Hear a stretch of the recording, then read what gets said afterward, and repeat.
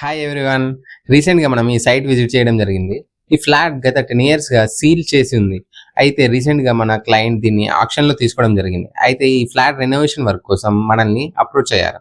ఈ ఫ్లాట్లో చాలా వరకు వాల్స్లో క్రాక్స్ వచ్చాయి, అది కూడా చాలా డీప్గా ఉన్నాయి. ఈ విండోస్ దగ్గర ఉన్న క్రాక్స్ని షియర్ క్రాక్స్ అని అంటాం.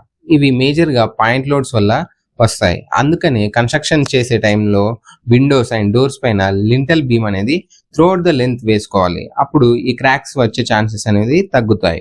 అలాగే plumbing and electrical pipe line installation చేసిన తర్వాత వాటిపైన ఫైబర్ మెష్ ఇన్స్టాల్ చేయాలి. తర్వాత సిమెంట్తో ఫినిషింగ్ చేసుకోవాలి. అప్పుడు వాల్లో క్రాక్స్ అనేది రావడం చాలా వరకు తగ్గుతుంది.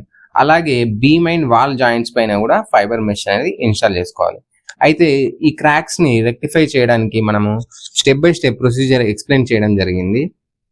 సో మీకు ఆ ప్రొసీజర్ తెలుసుకోవాలని ఉంటే మన ఛానల్ని ఫాలో చేయండి. అండ్ మనం నెక్స్ట్ వీడియోలో అది ఎలా చేస్తాం అనేది తెలుసుకుందాం. Thank you for watching this video.